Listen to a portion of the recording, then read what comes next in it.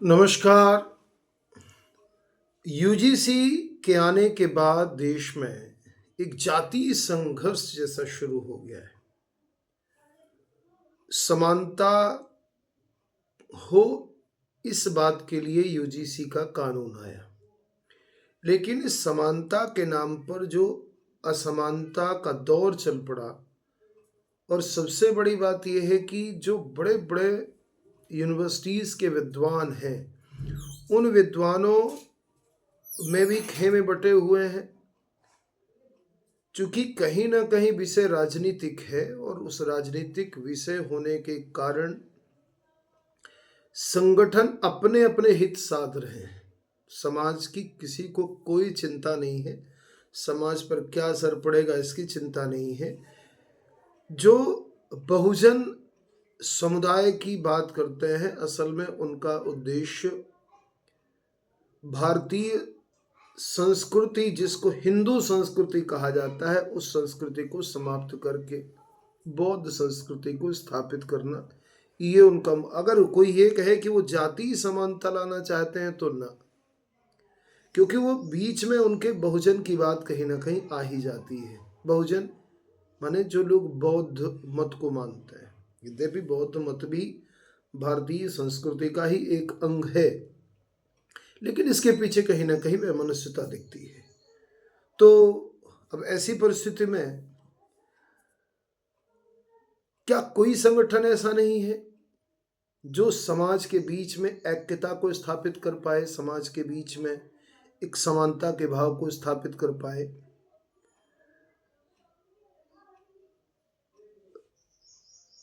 एक संगठन, दुनिया का सबसे बड़ा संगठन कहा जाता है संघ, राष्ट्रीय स्वयंसेवक संघ का नाम आता है। अच्छा, मेरे मन में भी राष्ट्रीय स्वयंसेवक संघ के लिए विचार बहुत अच्छे नहीं थे। ये लगभग 10 से 15 साल पहले की बात है। मेरे विचार भी वही थे जो आज बहुत सारे लोगों के हैं।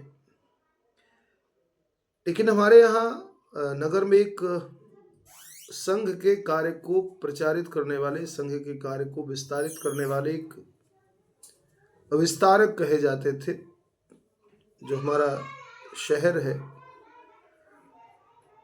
तो चूंकि कस्बा है, तो वहां पर विस्तारक के रूप में शालिग्राम जी आए, और उस समय पर समझना हुआ थोड़ा सा। चूंकि जातीय भेद को लेकर के मेरे विचार हमेशा से खुले रहे हैं। संपूर्ण मानवता मूल जाति है, लेकिन सामाजिक भेदभाव फैला हुआ है। अच्छा, चूंकि मैं भी ये मानता था कि संघ किसी जाति समुदाय विशेष का है, मैं ब्राह्मण हूं, लेकिन संपूर्ण जो हमारा मूल विचार है वो वसुधैव कुटुंबकम का है, सर्वे भवन्तु सुखिनः का है। बीच में जो एक अहंकारवश लोगों ने ऐसे व्यतिरेक पैदा किए कि समाज में एक भेदभाव जैसा हुआ है, और वो कहीं ना कहीं शास्त्रों के माध्यम से भी लोगों ने उसमें अपने अपने विचार घुसेड़ करके जो व्याख्याएं की हैं, उन व्याख्याओं के आधार पर धर्म को परिभाषित किया है। लेकिन जब अपन संघ की बात करते हैं, तो संघ की जब शाखाओं में जाना हुआ, तो वहां पर हम देखते क्या है, कोई जाति भेद नहीं, किसी भी जाति का हो। हाँ, एक वास धर्म को लेकर के अवश्य चर्चा तो नहीं होती, क्योंकि 15 वर्ष 16 वर्षों से मैं देख रहा हूं, किसी भी धर्म विशेष को लेकर के कोई चर्चा नहीं होती। हाँ, इतना अवश्य है कि कुछ लोग जो पूर्वाग्रह से ग्रसित हैं, पर उनके पूर्वाग्रह से ग्रसित होने के कारण कई बार ऐसे विचार देखने को मिल जाते हैं जो ऐसा लगता है कि धार्मिक उन्माद को बढ़ावा दे सकते हैं। ऐसा होता नहीं है। अलग अलग फिर संगठनों में लोग काम करते हैं, पर जब संघ की शाखाओं में जाएं, तो वहाँ पर निश्चित रूप से हिंदू विचारों की बात होती है, हिंदू संस्कृति की बात होती है। लेकिन हिंदू संस्कृति के अंतर्गत आने वाली जितनी भी जातियाँ हैं, उन जातियों में किसी भी तरह का कोई भेदभाव दृष्टिगत नहीं होता है। इसलिए मैं जोर दे करके कहता हूँ कि अगर आज समाज में एकता की बात करने वाला कोई संगठन है, संपूर्ण समाज का चिंतन करने वाला अगर कोई संगठन है, तो वो राष्ट्रीय स्वयंसेवक संघ है। पर चूंकि राष्ट्रीय स्वयंसेवक संघ के ही आनुषंगिक संगठन के रूप में राजनीतिक संगठनों का निर्माण हुआ, जिससे राजनीति के कारण लोगों में भेद दिखाई पड़ता है। एक राजनीतिक विचार के कारण कहीं ना कहीं एक जानते हुए भी, ऐसा नहीं कि जो विरोधी हैं वो जानते नहीं हैं, लेकिन चूंकि विषय राजनीति का है, इसलिए वहां पर राजनीतिक हितों की पूर्ति के लिए कई बार बदनाम करने का कार्य भी होता है। लेकिन जब आप संघ की शाखाओं में जाएंगे तो वहां पर आपको किसी भी तरह का जाति भेद आपको देखने को नहीं मिल सकता है। हम लोगों ने खुद जब वहां पर कोई अधिकारी आते हैं, तो अब तो चूंकि जब से कथा व्यास हो गए, तो कथा व्यास होने के कारण आचार्य मान लिया गया और लोग उस तरह का भाव देते हैं। लेकिन जब केवल चूंकि इस कार्य को करते भी 6-7 वर्ष हुए, 5-6 वर्ष हुए होंगे, 2018 से, तो 8 साल मान सकते हैं। लेकिन उसके पहले बिल्कुल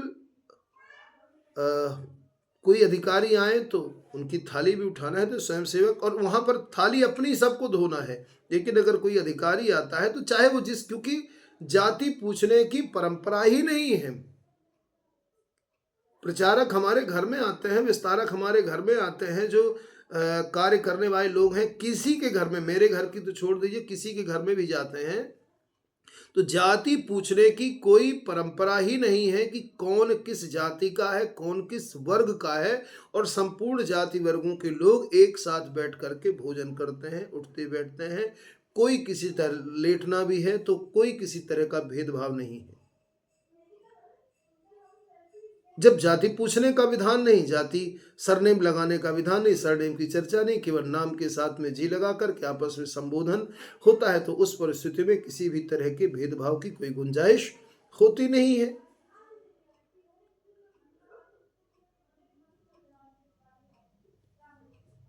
दो घटनाएं हैं। एक मैं आपको घटना बताऊं, पुस्तक को लेकर के, जो प्रचार प्रसार, पुस्तकों के प्रचार प्रसार का एक जो संगठन है, यह एक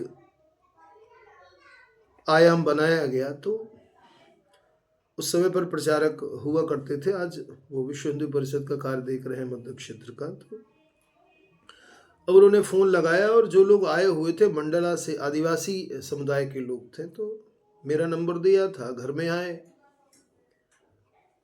भोजन बना। अच्छा, चर्चा होते होते होते होते उनको पता लगा कि मैं अब कथा व्यास हूँ। कथा तब तक करने लगा था, 5-6 साल पहले की बात है।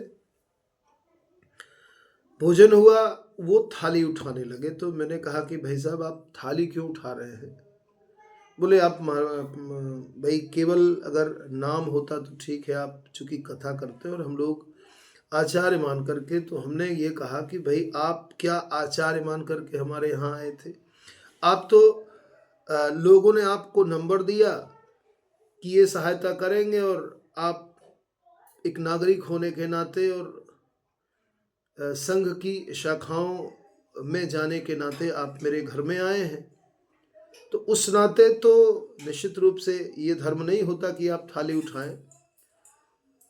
और हमने बिल्कुल, चूंकि हमने कोई धोने वाला भी नहीं लगाया, कोई भेदभाव नहीं, ना हमारे घर में, मैं माता जी की बात नहीं करता हूँ। देखिए, पुराने लोगों को अगर आप चाहें कि एकदम से बदल जाएंगे, संभव नहीं है। लेकिन जो नई पीढ़ी है, वो नई पीढ़ी इन सब भेदभावों से प्रायः दूर है। अब यूजीसी जैसे कानून ला करके उन भेदभावों को बढ़ाने का प्रयास किया जा रहा है। अगर संघ के विचार से ही समाज चले तो निश्चित रूप से किसी तरह का कोई भेदभाव नहीं होगा। और धीरे धीरे धीरे धीरे जो हम लोग सब वर्गों में जाके काम करते हैं भाई, त्योहारों में होता है तो हर वर्ग में, चाहे वो बसोर समुदाय हो, चाहे वो हमारा कुम्हार, और अभी हिंदू सम्मेलन हुआ था, सारे वर्गों के लोग थे। यहाँ पर कोई भेदभाव थोड़ी होता है और सब लोग एक दूसरे से गले मिलते हैं। अब एकदम से ही अगर कोई परिवर्तन करना चाहे कि हजारों सालों से आ गई कुरीतियां एक दिन में समाप्त हो जाएं, एक साल में समाप्त हो जाएं, 10 सालों में, संभव नहीं है। लेकिन परिवर्तन हुआ है। जब से संघ की विचारधारा ने कार्य करना शुरू किया है, तब से समाज में इस बात को लेकर के परिवर्तन हुआ है। और निश्चित रूप से जो लोग जुड़ जाते हैं, आ जाते हैं, जान जाते हैं, उनके बीच के सारे भेदभाव समाप्त हो जाते हैं। आवश्यकता है ऐसे विचारों को अधिक से अधिक लोगों तक बिना किसी ईर्ष्या, बिना किसी भेदभाव के पहुंचाने की। अगर हम इस विचार को समाज के अंतिम छोर तक पहुंचाने में सफल होते हैं तो निश्चित रूप से सामाजिक जो असमानता है, उस असमानता से मुक्ति मिलेगी और सामाजिक सद्भावना बढ़ेगी, समता बढ़ेगी, सबको समानता का अधिकार होगा। और केवल हम ईर्ष्या में आकर के अपने जातीय संगठनों का केवल चिंतन करेंगे और जाति वैमनस्यता को बढ़ावा देंगे तो उससे किसी का भी हित नहीं होने वाला, नहीं होने वाला, नहीं होने वाला। जय श्री राम।